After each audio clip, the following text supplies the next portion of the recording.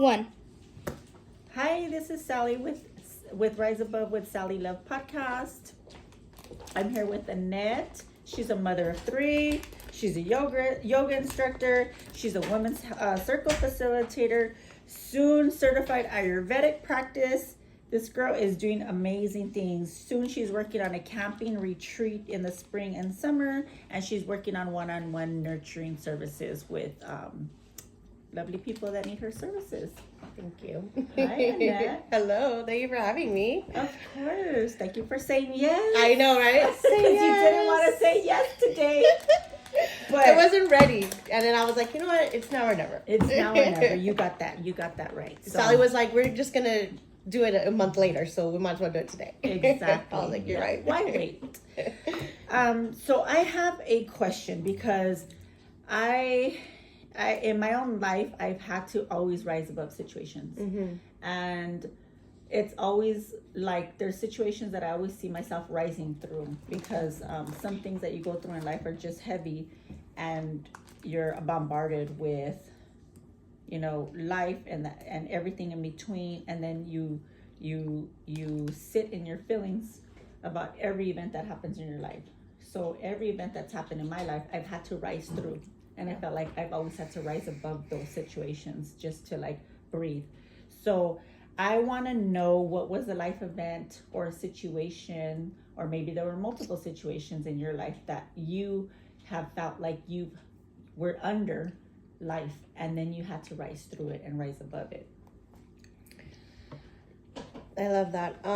So one of the big turning points in my life and a really, really hard thing for me to do was to say yes to myself, was to start loving myself and walking away from my 17-year relationship with my father and my children. So in that, me finally saying yes to myself and loving myself and doing what was necessary to walk away, a lot of things came tumbling down. The tower moment of, at one point I was in a women's shelter because I couldn't, live with my mom and I couldn't live with him. So I had to do something about it to get out of the situation.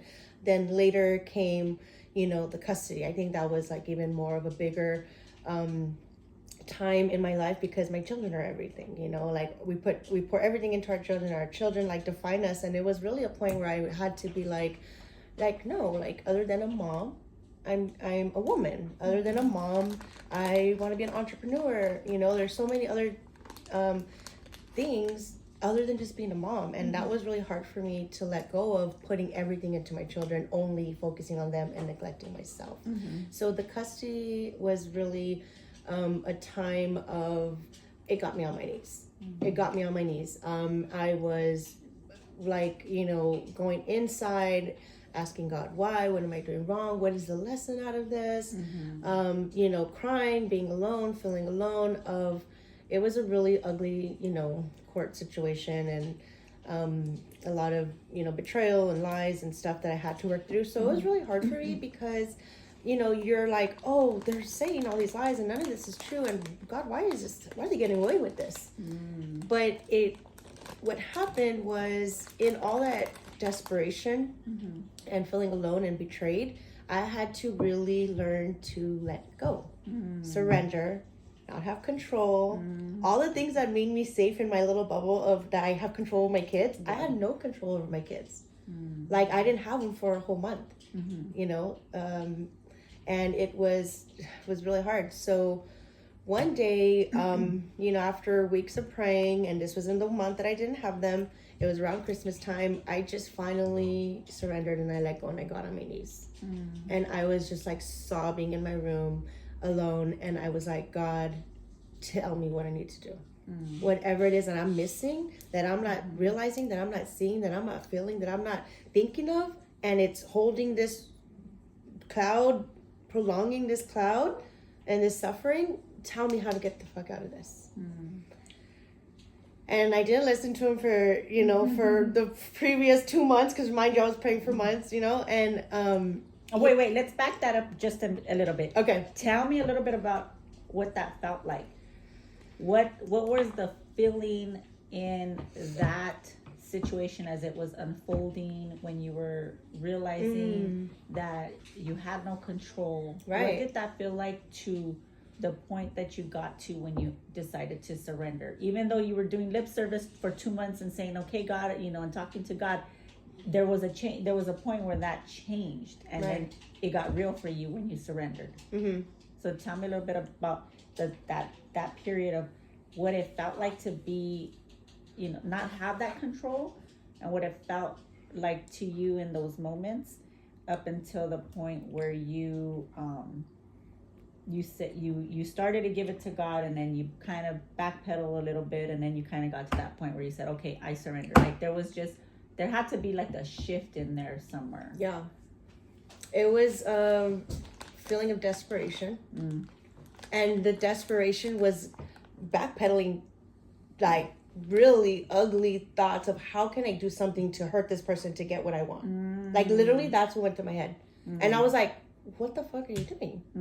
You're going to get nothing out of that, and karma's going to come around and kick your ass, and you're going to be in a deeper hole.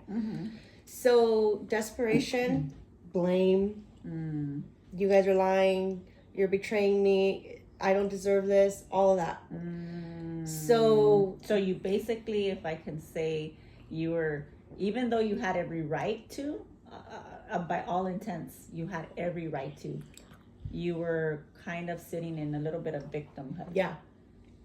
And then it seems like that shift is when you actually took your power back by surrendering on your own terms. Yeah. So that shift is really important, because a lot of people can't come out of their bad situation when life is heavy laden on them. And what ends up happening is that they stay in that cycle. And so you didn't stay in that cycle. Yeah. You took your power back. Yeah. And so that's powerful. So like, even though you had every reason, because half the shit that was being told about you or more was all bullshit. Yeah. And you were like, why is this happening? And then it kept your kids from you to that transition or that shift. Yeah. So the shift really came where the 1 week went by, the 2 week went by, the follow-up back court, and nothing was shifting, nothing was changing, and what God was telling me in my dreams and in the shower and in me praying, I was like, no, there must be another way. I kept, I held it off. I put it off. No, there must be another way. No, there must be a way. No, he does not deserve an apology. And God told me in a dream, because I seen it and I felt it, and I even sobbed in my dream. Wow. In the act of what he was telling me to do, is you call him over to dinner and you apologize to him because he's hurting. And I was like, what? Like, why do I have to do that? Why? No, I'm hurting, and all this, the blame again. So I was like, finally, after the 3rd week of follow-up, and then Christmas was around the corner, I was like, okay, fine. If this is what it's going to take, and this is what I'm missing, and this is what I'm not seeing, and this is what I'm not doing, and this is what's prolonging the suffering, then I'm going to do it. Wow. Because I was tired of feeling desperate. That's a lot of ownership. That's a lot. That's taking your power back. Thank you. So I did the hard thing. I texted and I said, hey, I really want to talk to you. If we can have dinner, I'll make dinner. Please come over. I want to have a conversation with you, and I would like to, us just settle this and make peace. Like this, we don't have to fight this way and put the kids through this. So it was really, and in that text, it was so hard for me to not blame, point the finger, scold, talk shit, and just, go off. So, and it was even harder to do it when he was sitting in front of me. But you know what? I prayed and I prepared myself for that day. It took me 3 days of prayer and crying and maybe not, or is this the right thing? For when Spirit did come through, because when he was sitting in front of me, I was just this vulnerable little sheep of, I'm not that hard ass bitch that you hate so much. I'm gonna really just soften, be vulnerable, and let you see a side of me. It's like you disarmed it. Yeah. You disarmed it. All the walls were down. Yeah. All the walls were down. And I literally went in there not expecting an apology, not expecting him to admit anything, not expecting anything in return, but just knowing in me apologizing that the weight was going to be lifted. And that God was telling me to do this, so I'm going to do this, and I'm going to see what happens. Because I was just desperate. So I did.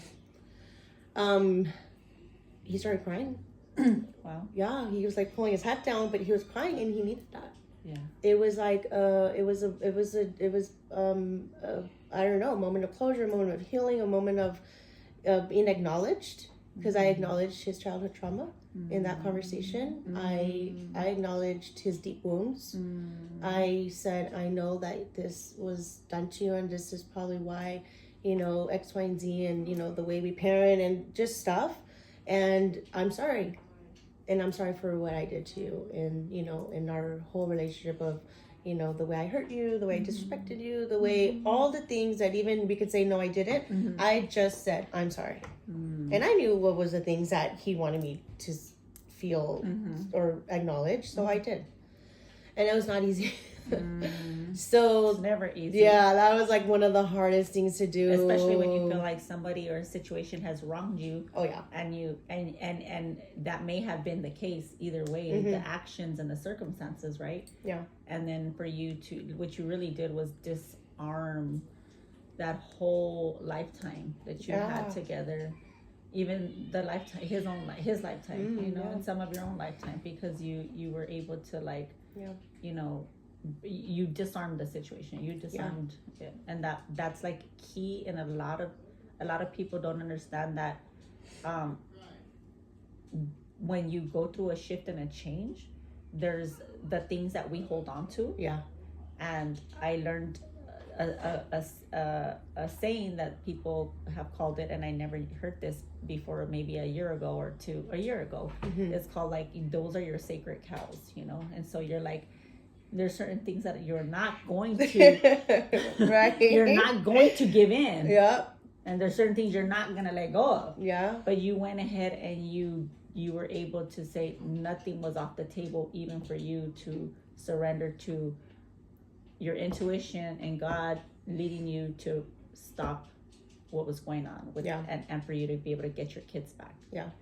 And not you had to relinquish that whole control to be able to have you know, them brought back into your life. Because I had a lot of fears, a lot of anxieties, you know, when I was living alone with the kids. So many fears, paranoias, anxieties of just, you know, these things that just are like horrible, you know, catastrophes happening because I was alone, and I was in an apartment alone, and I would have these fears and nightmares of, like, robbery, somebody coming in my window, like ugly things. And it really lifted the weight, and it really stopped a lot of that paranoia. And so many things were linked to that control.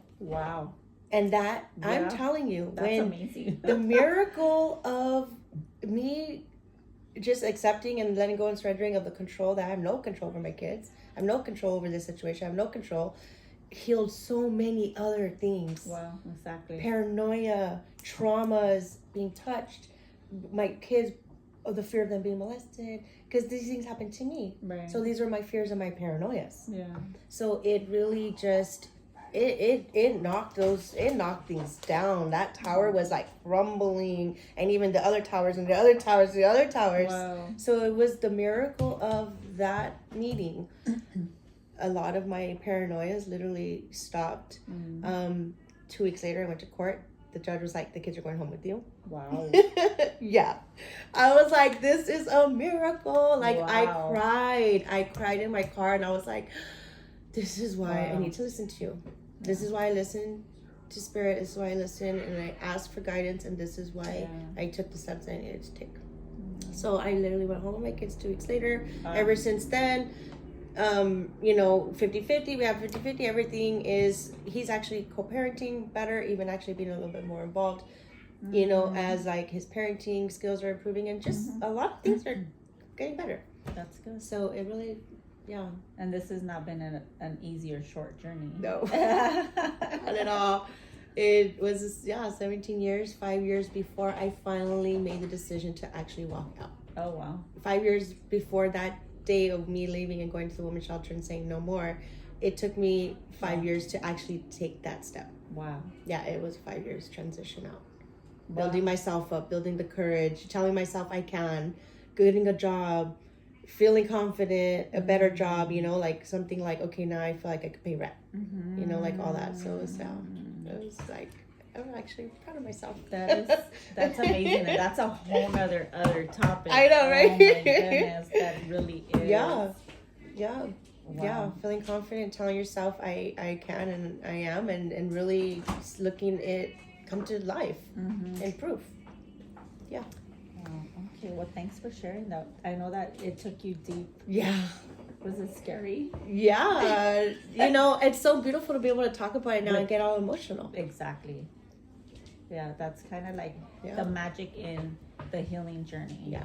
Is like when you're able to talk about it and you're not able to feel the rush of emotions that have existed during that period, and then right after, before our healing journeys, and we got a little deeper, it's like that rush of emotion. You're like, you're not living in it, so like you don't house that in you no more. And that's good. Like when you know, like, hey, come full circle to like this healing point. And then being that said, transitioning into your current life today, and then all the magic that just gets to start happening after you heal. Yeah. So tell me a little bit about where you're at today. Before I go into that, I just want to really quickly say that my belief in my core, why that happened, was because the muddy foundation that I was raising my kids on was mud. And that had to collapse. That tower, that collapsed, and all of it, it had to fall down to actually have a sturdy foundation. Yeah. Because not until I was able to realize of all the toxic and the cycles and the circles and the paranoias and the fears and the traumas, I needed to figure out a way to let it collapse, to heal it, and then to build on that new foundation. So that was really the beautiful